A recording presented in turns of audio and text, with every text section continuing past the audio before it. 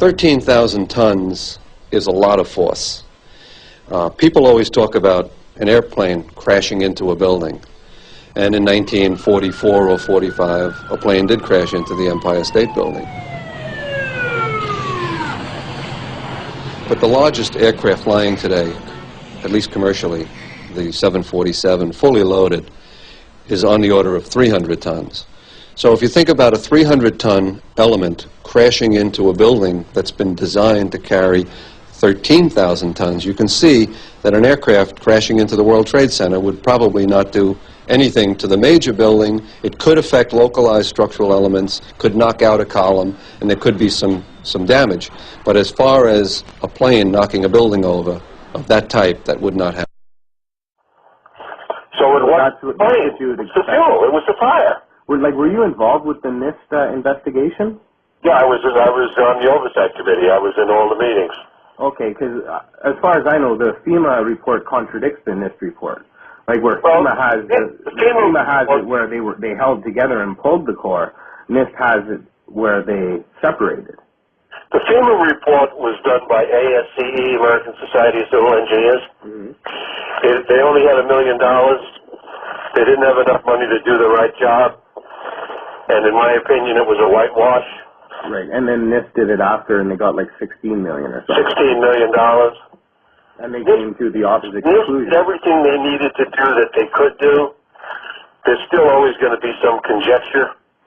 Well, I was talking to a few gentlemen at NIST, and the report that they put out about the collapse, they only went to the initiation of collapse, right?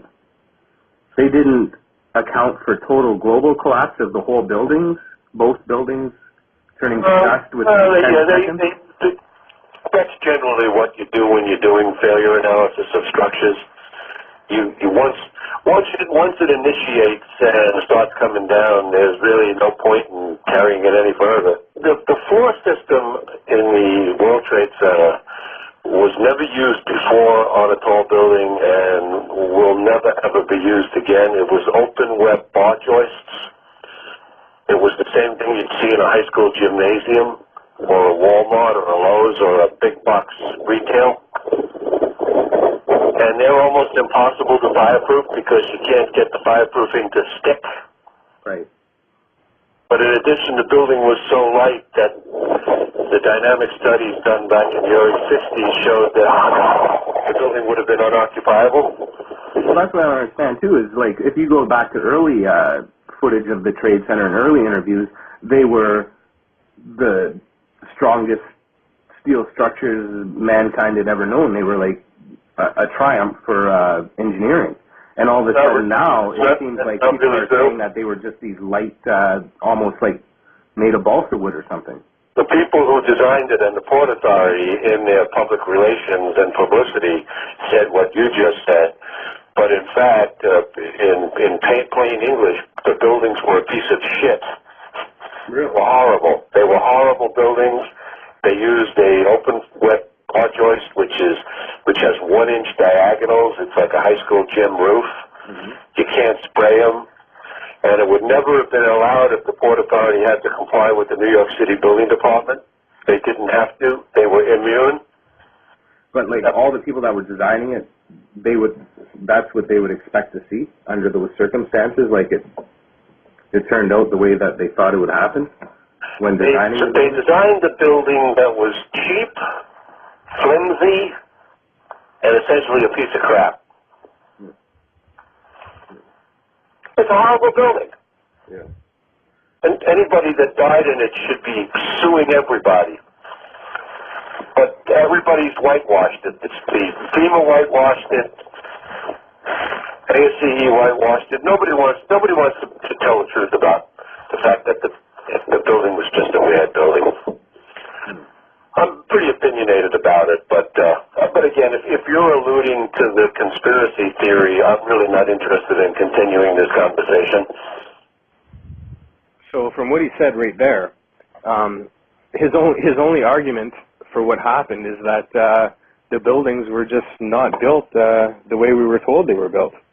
Well, you know, Jeff, what's interesting to me is that right out of the gate, when this guy starts talking, He said that they did withstand the impact. The plane, or the building stood for an hour, but then they were brought down by the fuel and fire. I mean, do you know how inane, insane, ridiculous, absurd that statement is?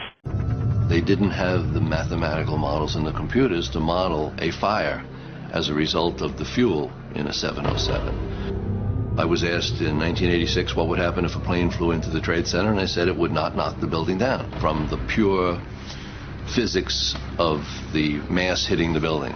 But none of us really focused on that kind of a fuel fire. Once the plane hit, and the fragments of the plane came through the building, we know it knocked out floors. We also know that it knocked spray-on fireproofing off a lot of the components. Once you lose spray-on fireproofing, you have bare steel. And once you have bare steel, you don't have a fire rating anymore. And I kept saying to myself, what's going on inside? How bad is it inside? And there's no way to measure it. I think the structures were stalwart, but they were not that stalwart. There was no fire suppression system that could even begin to deal with that event. Nothing. Nothing.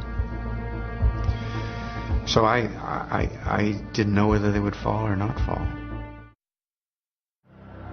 A lot of people are saying that the structural engineering of the World Trade Center was miraculously wonderful, and that the building stood up that long in the case of two 767s flying into it.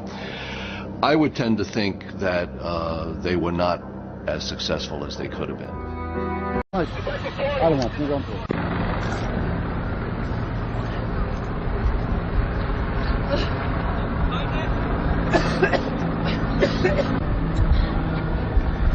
Can you tell me what happened?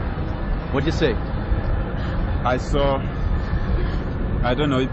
windows coming out of the building and the ceiling falling on the floor where I was walking. That's when we started heading for the exit. And then we got downstairs. We got to the fourth floor from 82nd floor. And all of a sudden there was this big explosion.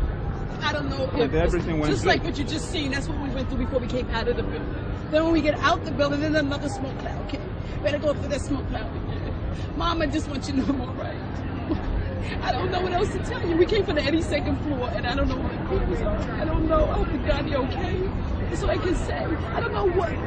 We saw a shadow. It looked like a plane. Next thing we know, it was boom, and the floor started shaking. And then we saw debris fall down, and next thing we know, we had to get out of the building. We stuck on the stairs for a while. We finally got down to the lobby. Then we get to the lobby, there's this big explosion. I don't know what it was. It's just a cloud, just like what you just saw. Big cloud of smoke like we that. Thought we escaped that. We escaped, and then we wanted to come out and run. We saw a wall of clouds like pyroclastic. It was heading toward us. That's when we started running.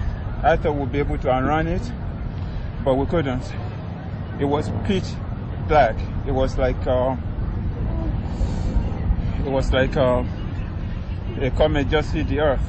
Like a comet? Yeah. Look at this. Look at this. Look at your clothes. Look at your Whatever this stuff is, I hope it doesn't kill you. What floor are you on? I was on 82nd. I was consulting there for the real estate department, and we first heard the blast, and then the ceiling in our office started falling down, and the wiring behind the ceiling, everything started falling. And we looked out the window, we saw windows coming down from above. That's when I started saying that, well, this is not just an ordinary emergency. It must be something really big. Before this second explosion, somebody was telling us a plane hit the building, but we don't know about it. I was hoping it's not a suicide bomber or something. But I don't know right now.